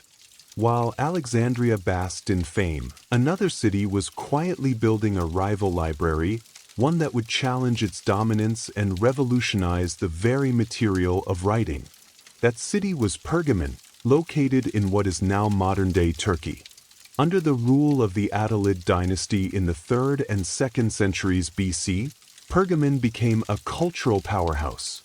And at its center stood the Library of Pergamon. Founded by King Eumenes II, the library was said to house over 200,000 scrolls, making it second only to Alexandria. But it wasn't just about the numbers. Pergamon emphasized quality, carefully curated texts, pristine organization, and a scholarly environment that nurtured philosophical thought, medical advancement, and historical documentation. And it had one critical advantage: parchment. Legend has it that when the Ptolemies of Egypt heard of Pergamon's rise, they banned the export of papyrus to starve their rival of writing material. Pergamon responded by refining the use of animal skin, pergaminum, or parchment. This wasn't entirely new, but Pergamon scribes elevated it into a durable, reusable, and smoother surface, more resistant to moisture than papyrus. This technological leap changed everything. Scrolls became sturdier, longer-lasting, and eventually more portable. It was a pivotal moment in the evolution from scroll to codex, the precursor of the modern book. The Library of Pergamon wasn't just a depository, it was a scholarly hive. It attracted philosophers of the Stoic and Peripatetic schools and supported advances in medicine, including early surgical studies. Galen, one of antiquity's most famous physicians, was born in Pergamon and may have studied texts from the library itself. The competition between Pergamon and Alexandria created a kind of intellectual arms race. Scholars were lured with salaries, housing, and prestige. Rulers became patrons of erudition, and cities competed, not in war, but in wisdom. It was, for a brief time, a golden age of collection and conservation. Eventually, Pergamon scrolls would meet a strange fate. When Mark Antony married Cleopatra, he reportedly gifted Pergamon's library, scrolls and all, to Alexandria as a gesture of love. Whether this tale is truth or myth, it symbolizes how closely tied these repositories of wisdom were to power, empire, and romance. Though Pergamon's library no longer stands, its legacy lives on in every bound book. Its parchment outlasted empires. Its scrolls may have been lost, but its innovations rewrote history, literally. While the Mediterranean world was trading scrolls and perfecting parchment, across the globe, ancient China was building its own literary empire, one rooted, not in myth or firelight, but in bureaucracy, history, and an unwavering respect for the written word. The libraries of the Han Dynasty, 206 BC, 220 C, weren't just storehouses of knowledge. They were instruments of government, identity, and order. The Han emperors understood something vital. Whoever controls the records controls the narrative. So, they created an imperial effort to collect, copy, and standardize texts. This was not just about preserving classics, it was about shaping culture. Confucianism had become the state ideology, and its foundational texts, like the Analects, Book of Rites, and Book of Documents, were meticulously curated and enshrined in imperial libraries. The most notable of these was the Imperial Library at Chang'an, the Han capital. Unlike the Library of Alexandria, it was not open to wandering scholars. It was a state archive overseen by court historians, scholars, and scribes. Within its walls were not only literary works, but also census records, astronomical observations, maps, legal codes, and genealogies. Every stroke of ink on bamboo strips or silk scrolls was backed by the weight of empire. One of the most influential librarians in history emerged from this system, Lu Xiang, a Han scholar tasked with organizing the imperial collection. He didn't just catalog books, he edited and annotated them, often deciding which versions of texts would survive. His son, Lu Xen, continued the work and developed one of the earliest classification systems, grouping texts into 6 major categories: classics, philosophy, poetry, warfare, medicine, and divination. These efforts were not without risk. During the preceding Qin dynasty, the infamous burning of books and burying of scholars had wiped out thousands of ancient works. The Han knew the stakes. Their libraries were an act of recovery, a cultural resurrection from ashes. But the format was fragile. Early texts were written on bamboo slips, tied together with string, vulnerable to fire, mold, and time. Others were inked onto silk, delicate and costly. Still, thanks to the Han, a great portion of China's classical heritage was salvaged. The imperial libraries were less mythologized than Alexandria, but, in practice, they may have preserved far more. In China, the pen didn't just rival the sword, it archived it. As Buddhism spread across Asia, so did something else: libraries. Temples became more than places of prayer. They evolved into archives of thought, havens of scholarship, and fortresses of fragile wisdom. From India to China, Tibet to Japan, the Buddhist world built repositories that treated books not as tools, but as sacred objects. The tradition began in India, where early Buddhist texts, sutras, were memorized orally by monks. But as the canon expanded, so did the need to write it down. Palm leaf manuscripts were inscribed in ink, tied with string, and wrapped in silk or cloth. The monasteries that housed these texts weren't just spiritual centers. They were the ancient world's safe houses for learning. In Nalanda, a massive monastic university founded in the 5th century CE, thousands of monks studied and copied texts on philosophy, logic, medicine, astronomy, and language. Nalanda's library was said to hold hundreds of thousands of volumes. According to tradition, it was divided into 3 buildings: Ratnasagara, Ocean of Jewels; Ratnadati, Sea of Jewels; and Ratnaranjika, Delight of Jewels, each housing increasingly rare and sacred works. Nalanda's library burned for months when it was destroyed by invading forces in the 12th century. The flames didn't just consume paper, they devoured generations of thought, debate, and spiritual insight. Meanwhile, in Tibet, Buddhist libraries took on an even more mystical role. Texts were often engraved onto wooden printing blocks or preserved in hand-copied manuscripts. Entire rooms were filled with the Kangyur, the Buddha's words, and the Tenjir, commentaries, wrapped in cloth and stored horizontally in shelves built into monastery walls.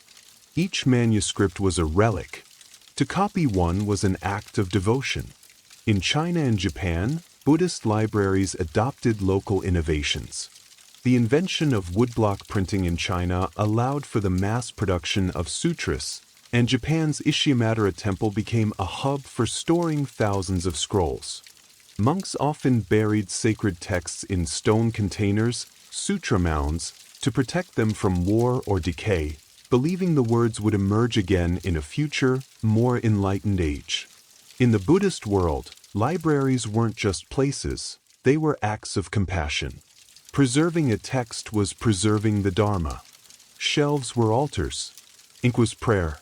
These sacred libraries may have been quiet, but their influence resonated across continents, carrying peace, logic, and enlightenment, one manuscript at a time. When we imagine ancient libraries, we often think of scrolls and parchment, temples and marble. But across the oceans, the civilizations of the Americas built libraries just as beautiful and largely destroyed before they could be studied. What we lost in the Maya, Aztec, and Inca libraries is not just text, it's an entire worldview. The Maya were among the most literate pre-Columbian cultures. They developed a complex writing system of glyphs, combining logograms and syllables, used to record astronomy, rituals, history, and cosmology. Their books, known as codices, were made from bark paper, covered in white lime, and folded like a screen. These codices were painted in vibrant colors, filled with precision and symbolism, and stored in temple vaults and royal libraries. At their peak, the Maya likely possessed hundreds, if not thousands, of codices. But when the Spanish arrived, most were declared heretical and burned by missionaries. The most infamous case was Bishop Diego de Landa, who ordered vast quantities of Maya books destroyed in 1562. He later wrote, "We found a large number of books in these characters, and since they contained nothing in which were not to be seen as superstition and lies of the devil, we burned them all." Only 4 Maya codices survive today. The Aztecs, too, maintained vast archives of amaxcali, books written on deerskin, agave fibers, or bark paper. These included calendars, tribute records, histories, and myths. Scribes, known as tlaquillos, painted intricate glyphs and symbols using natural pigments, creating living documents that were part sacred, part administrative. These libraries were often housed in royal palaces and temple complexes. The Inca Empire, though lacking a formal writing system, preserved knowledge through quipu, knotted strings used to record numerical data and possibly narrative information. Stored in state archives, these bundles were read by trained officials called quipicameacs and used to manage the vast empire's census, taxes, and military logistics. But the arrival of European conquest brought brutal cultural erasure. Libraries were torched, quipu burned or buried, and entire intellectual traditions silenced within a generation. Unlike Alexandria or Nineveh, There were no great fires we can point to, just waves of colonial policy and missionary zeal that erased centuries of wisdom. The libraries of the Americas didn't just vanish, they were deliberately unremembered. And the silence they left behind still echoes louder than words. The story of ancient libraries is not just a tale of preservation, it's a tragic chronicle of loss. Ashurbanipal's clay tablets survived only because fire accidentally baked them solid. The scrolls of Alexandria vanished into smoke. The Maya codices were burned by fearful hands. The Buddhist texts of Nalanda turned to ash under invasion. Time, conquest, and neglect conspired, again and again, to erase what was once considered eternal. It's estimated that more than 90% of ancient literature is lost. Whole genres have disappeared: comedy plays of the Greeks, engineering manuals of the Romans, medical treatises from India, historical records from the Americas. We have the names of thousands of works, but not the words. Their absence is a void we can still feel. But why did so much vanish? Part of the answer lies in material. Clay cracks, papyrus decays, bamboo molds, parchment burns. Books before printing were delicate, often unique, and vulnerable to even mild humidity. One leaky roof could ruin centuries of accumulated thought. War was worse. Invaders didn't just burn libraries, they erased identities. In ancient times, destroying a people's books was as strategic as destroying their armies. The other part of the answer is political. Knowledge is power, and power is selective. When regimes changed, so did the libraries. New rulers purged old ideologies. Heretical scrolls were destroyed. Rival authors erased. Entire schools of thought lost because they no longer fit the ruling narrative. And yet, fragments remain: clay shards pulled from ruins, charred scrolls unrolled by modern technology, echoes of lost books quoted in surviving ones. A Roman historian referencing a vanished Greek poet. A Buddhist monk's copy of a manuscript that survived the burning of its original. A Maya glyph scratched into a temple wall no missionary ever found.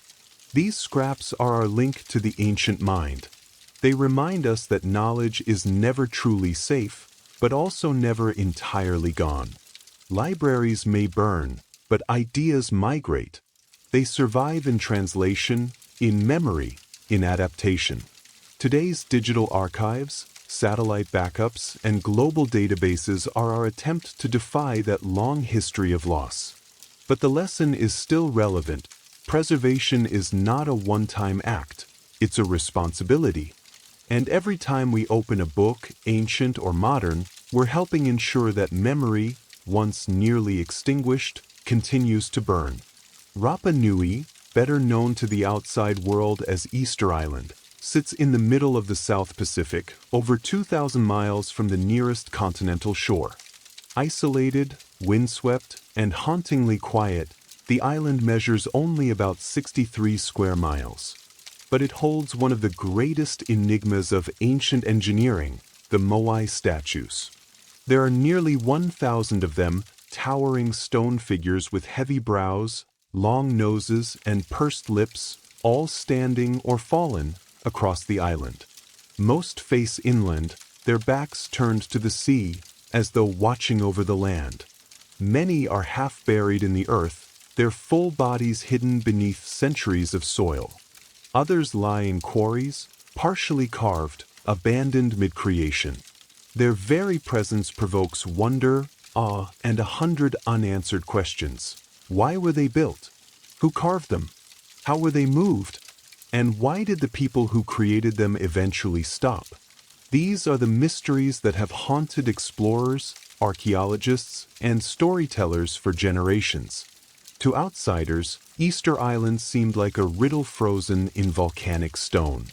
But to the Rapa Nui people, the island is no mystery at all. It's home. The Moai are not relics of a lost civilization, they are their ancestors. Though the first written accounts came from Dutch explorer Jacob Roggeveen in 1722, the history of the island stretches back centuries earlier, when Polynesian voyagers, navigating by the stars and waves, first settled this remote paradise. They named it Rapa Nui, meaning Great Rapa, and built a society rooted in deep spiritual tradition, clan identity, and a sacred connection between the living and the dead. The moai were carved, not as idols to be worshipped, but as living vessels of ancestral mana, spiritual energy. Each one represented a deified chief or important ancestor, standing watch over their descendants. The statues weren't just art, they were guardians, mediators between the heavens and the soil. But time, like the sea, is relentless. By the time European sails appeared on the horizon, the island's society had changed. The statues were toppled. The forests were gone. And what remained was a whisper of what once stood tall. And so, Rapa Nui became a question mark in stone, its meaning not lost, but buried under centuries of silence. Long before the moai stood sentinel over the island's hills, the land was untouched, lush, forested, and silent, with only the cries of seabirds echoing over its volcanic slopes. Then, sometime between 800 and 1200 CE, a fleet of Polynesian canoes arrived. These voyagers, masters of the ocean, had navigated thousands of miles using nothing but the stars, ocean swells, and the flight patterns of birds. They came from the Marquesas or Mangariva, bringing with them not just people, but pigs, chickens, taro, bananas, and sweet potatoes, everything needed to build a new world. To land on Rapa Nui was to touch the edge of the earth. It is one of the most remote inhabited islands on the planet. And yet, these settlers brought with them a fully formed culture, elaborate social structures, oral history, deep spiritual beliefs, and a tradition of monumental stonework. Over time, the island was divided into clans, each controlling different territories and each anchored by a sacred ancestor figure, an idea that would soon be immortalized in stone. The early Rapa Nui people thrived. Archaeological evidence shows they built villages, cultivated crops in rock gardens to trap moisture, and raised chickens in stone enclosures. Their society was highly organized, ruled by ariki, chiefs who wielded both political and spiritual authority. Life on the island revolved around the worship of ancestors, who were believed to influence everything from harvest to weather. This ancestral reverence would eventually manifest in the most iconic way possible, the carving of the moai. It's important to understand that Rapa Nui was not a lost or primitive culture. It was deeply sophisticated, adapted to its harsh and limited environment, and built on a strong sense of continuity between the living and the dead. The settlers brought more than tools, they brought meaning. And it was this spiritual worldview that shaped the decision to begin carving giants. But, for now, in these early centuries, the island was in balance. Forests still covered the land. The sea provided fish. The soil was rich. The first moai was still generations away, but the foundation had been laid, both culturally and spiritually, for what would become one of the most extraordinary sculptural legacies on Earth. The story had only just begun. At the heart of Rapa Nui's sacred geography lies Reino Raraku, a volcanic crater with steep slopes and soft, carvable stone. It was here that the majority of the island's moai were born, not from legend or myth, but from painstaking craftsmanship. The rock used was volcanic tuff, a compressed ash stone that was relatively soft and ideal for carving, at least in its early stages. Over time, exposure to the elements would harden the statues into their familiar weathered state. Reino Raraku wasn't just a quarry, it was a spiritual workshop, a place of pilgrimage, sweat, and sacred labor. Out of its cliff faces and hillsides, Rapa Nui sculptors carved hundreds of moai, some still half-finished, others completed but never transported. Today, Nearly 400 statues remain at the site, frozen mid-process, as if the workers simply vanished. Carving a moai was not a casual affair. Each statue was commissioned by a clan to honor a specific ancestor, usually a powerful chief. The designs followed a symbolic formula: an elongated face, heavy brow, long ears, and a prominent nose. The body was often barely indicated, with arms pressed against the torso and fingers carved in thin, stylized relief. The moai ranged in size from modest 6-footers to the colossal El Gigante, an unfinished statue over 70 feet tall and weighing an estimated 150 tons. Carvers used handheld tools made of hard basalt, a much tougher volcanic rock, chipped into chisels and axes. The process took months, even years, requiring teams of artisans who passed down their knowledge through generations. As they worked, the moai remained connected to the rock wall. Only when nearly complete would they be detached, slid downhill, and prepared for transport. What makes Reino Raraku so haunting today is the sheer number of statues still embedded in the earth. Many appear half-buried, but in fact, they are full-bodied figures whose lower halves have been swallowed by soil over centuries of erosion. It creates the eerie illusion that the moai are sinking when, in truth, they've been standing patiently, neck-deep in time. This crater was the womb of the island's giants. And it was here that stone and spirit met, where human hands shaped volcanic ash into eternal ancestors. One of the most intriguing features of the moai is not how they were carved, but where they look. Nearly every moai statue on Rapa Nui faces inland, away from the ocean. This was no accident. The moai weren't meant to watch the waves. They were watching the people. Each statue stood on a stone platform called an ahu, a ceremonial site that served both as a foundation and, often, as a burial place for the individual the moai represented. These ahu dotted the island's coastlines like spiritual outposts, anchoring each clan's territory and pointing toward the heart of their communities. The moai, in essence, stood as guardians, embodying powerful ancestors who watched over the villages and offered spiritual protection. To the Rapa Nui people, the moai were more than sculptures. They were living presences, containers of mana, a sacred energy believed to reside in gods, chiefs, and revered dead. Once erected, a moai was thought to channel mana into the land, ensuring fertility, good harvests, and the well-being of the clan. They weren't just memorials. They were active participants in daily life, mediators between the spiritual and physical worlds. The moai's features were intentionally exaggerated to reflect both idealized ancestry and divine authority. The deep-set eyes, high cheekbones, and long noses were visual metaphors for wisdom, strength, and sacred lineage. The long ears may have symbolized the elite class, while the statue's stoic expressions evoked a calm, eternal vigilance. Some moai were also topped with large, redstone topknots called pukeo, quarried from a different volcanic site, Punapau. These cylindrical additions may have represented hairstyles or ceremonial headdresses, further marking status and reverence. Originally, the statues also had inlaid coral eyes with obsidian or red scoria pupils, giving them a far more lifelike and intense presence than the empty eye sockets seen today.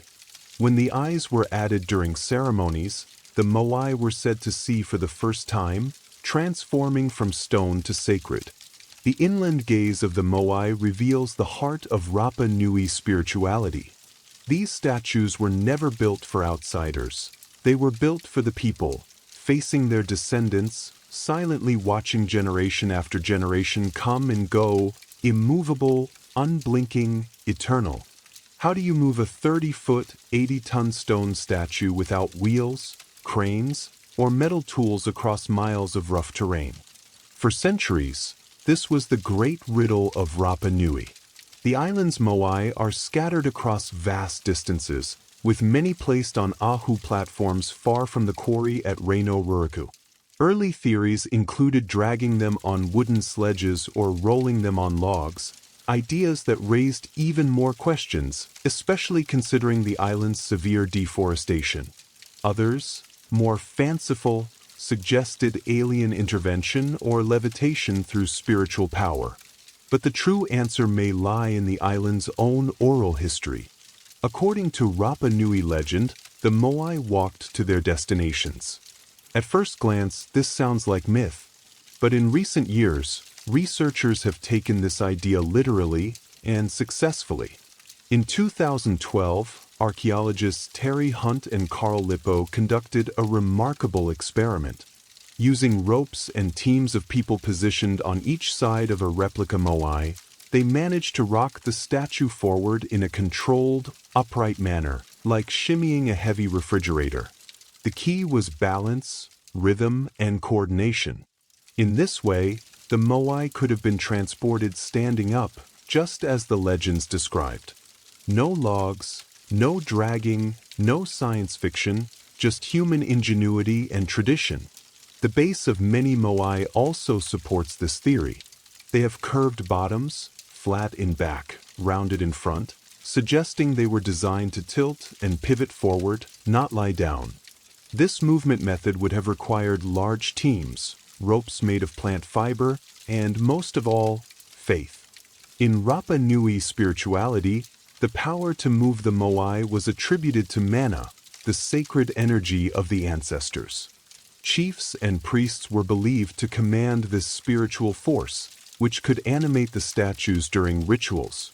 So, while engineers see physics, the Rapa Nui saw the divine at work.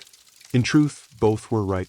Transporting moai was not merely an engineering challenge, it was a ceremonial act, a public performance of unity, devotion, and ancestral connection.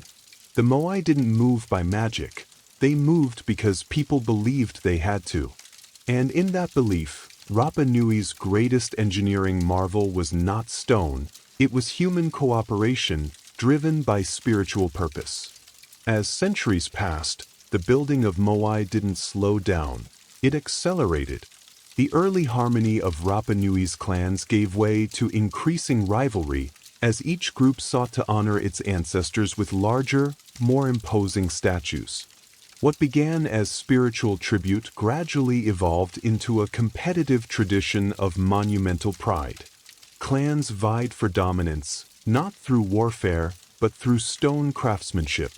Bigger moai meant more mana, more prestige, and a stronger claim to ancestral power. Each clan sought to outdo the others, erecting taller statues, adding new features, and developing more elaborate ceremonial platforms. The race wasn't just about size, it was about spiritual superiority. This competition led to significant innovations. The introduction of pukeo, large, red stone topknots carved from the volcanic stone at Punapau, added both height and symbolic weight.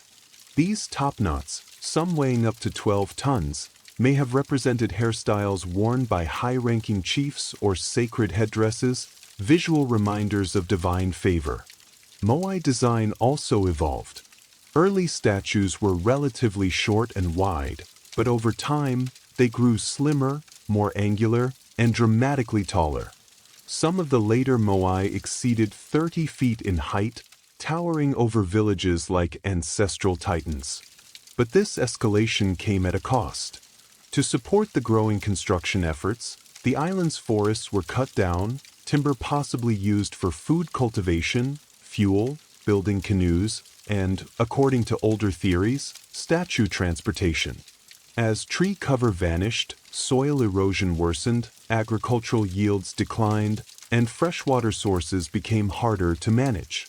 The very resources that supported the moai culture were slowly being exhausted. And yet, the people didn't stop. Instead, they carved more statues, larger ones. They dug deeper into spiritual traditions, hoping the ancestors would restore balance. But the balance was already tipping. As the island's ecology deteriorated, tensions between clans began to simmer. Competition turned to resentment. The collaborative spirit that had once moved giants was cracking under the strain of survival. The golden age of Moai building had become a burden. But to stop building was unthinkable. The Moai were more than symbols. They were the heartbeat of Rapa Nui's identity. So, the islanders continued, carving devotion from stone, even as the earth beneath them thinned. A spiritual arms race was underway, and no one could afford to lose. By the 17th century, the unthinkable had happened. Rapa Nui was unraveling. The very system that had once unified the island, ancestor worship through Moai construction, had pushed its resources to the breaking point. The forests were gone. Without trees, there were no canoes for deep-sea fishing, no wood to build or cook, and no shelter from the island's harsh sun and winds. The rich volcanic soil, once protected by roots and shade, had eroded. Crops withered. Fresh water became scarce. And yet, even as survival became difficult, the statues kept coming, larger, more elaborate, more demanding of labor. The spiritual engine of the island had no brakes. But soon, the people did something drastic. They stopped erecting the Moai. Some statues were abandoned mid-transport, left lying along ancient roads like forgotten giants. Others were half-finished at the quarry, their chisels frozen in time. The spiritual arms race had reached its limit. The ancestors could no longer provide what the earth could not sustain. Then came the topplings. Archaeological evidence shows that, beginning in the late 1600s, Moai across the island were deliberately pushed over, their necks snapped, their faces shattered. This wasn't the work of nature, it was human conflict. Clans began warring over land, water, and prestige. The very statues that once embodied unity became targets of revenge and rage. Oral traditions describe this period as the rise of the Huri Moai, the time of statue toppling. With faith in the Moai system collapsing, power shifted toward a new spiritual and political order, the Birdman cult, which emphasized agility, competition, and ritual warfare over ancestral mana. This cultural upheaval marked the end of an era. By the time the first European visitors arrived in 1722, they found an island society vastly different from the one that had carved the Moai. None of the statues were standing on their platforms. The once vibrant spiritual system was broken, and the people were struggling to survive in a deforested, divided land. The downfall of Rapa Nui wasn't caused by a single event. It was a slow-motion collapse, triggered by environmental exhaustion, social competition, and a spiritual system that couldn't adapt quickly enough. What remained were toppled gods in stone, staring up at the sky, as if asking how it all went wrong. When Dutch explorer Jacob Roggeveen arrived on Easter Sunday in 1722, he found a society that had already endured collapse. The Moai stood toppled. The forests were gone. The Rapa Nui people were few in number, thin, weary, and weathered by generations of hardship. Roggeveen's men noted the statues and the barren landscape but failed to understand the civilization that had created them. And then the outsiders kept coming. Over the next 2 centuries, European contact brought devastation to Rapa Nui. Whalers, missionaries, traders, and slavers arrived, each leaving their own mark, and most of them erasing more than they recorded. In 1862, Peruvian slave raiders kidnapped nearly 1,500 Rapa Nui people, including the high chiefs and scribes. Only a handful ever returned. Along with them came smallpox, which spread like fire among the survivors. Worse still was the arrival of Christian missionaries, who sought to civilize the islanders. They banned traditional rituals, destroyed sacred carvings, and forced conversions, often replacing Moai-centered spiritual life with imported European practices. The oral traditions that had preserved the island's history for centuries were suppressed, and a written language, Rongo-Rongo, possibly the only indigenous script in Oceania, was all but lost. By the late 19th century, the island's population had fallen to just over 100 people.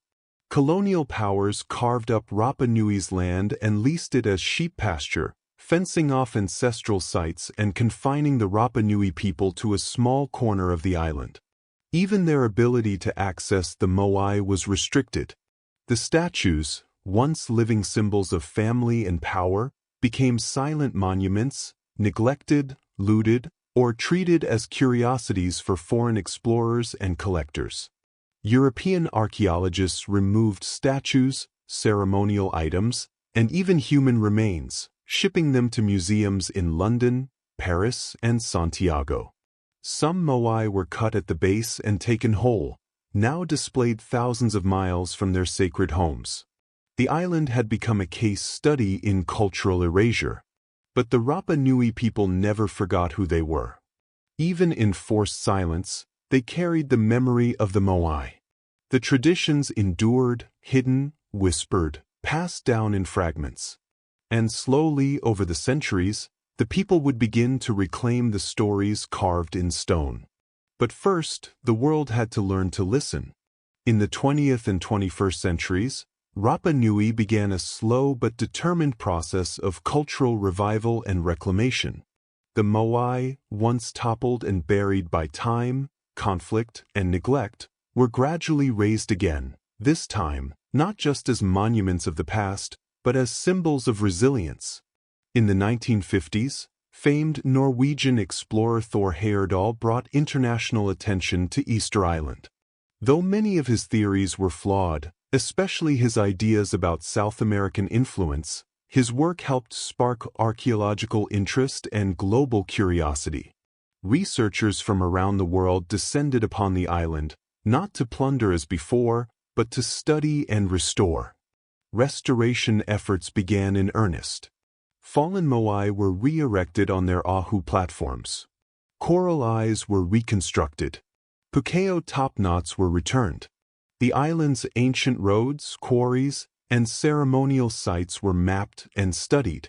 A clearer picture of the Rapa Nui civilization began to emerge, not one of mystery, but of engineering brilliance, spiritual depth, and cultural complexity.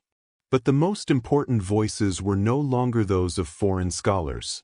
They were the Rapa Nui people themselves. Descendants of the original builders began reclaiming their language, rituals, and land rights. In 2017, Chile formally transferred control of Rapa Nui National Park, which includes most of the island's archaeological sites, back to the Rapa Nui community. Now, locals oversee the moai and their care, and decisions about excavation and preservation are made with cultural sensitivity and ancestral knowledge. New generations are learning the stories of their ancestors, not just from textbooks, but from elders, chants, dances, and the moai themselves. Efforts to decipher Rongorongo, the island's mysterious script, continue with cautious optimism, and global institutions, including the British Museum and the Louvre, face increasing pressure to return moai and sacred artifacts taken during the colonial period. Today, Rapa Nui stands at a crossroads between memory and modernity. Tourists arrive in waves, and economic development brings both opportunity and risk. Yet, the people continue to protect their heritage, not as a frozen relic, but as a living tradition. The moai no longer serve as silent guardians over a lost world. They now bear witness to survival, to a culture that endured collapse, colonization, and erasure, and still found a way to rise again. Stone cracked, forests burned, voices silenced. But the ancestors still stand,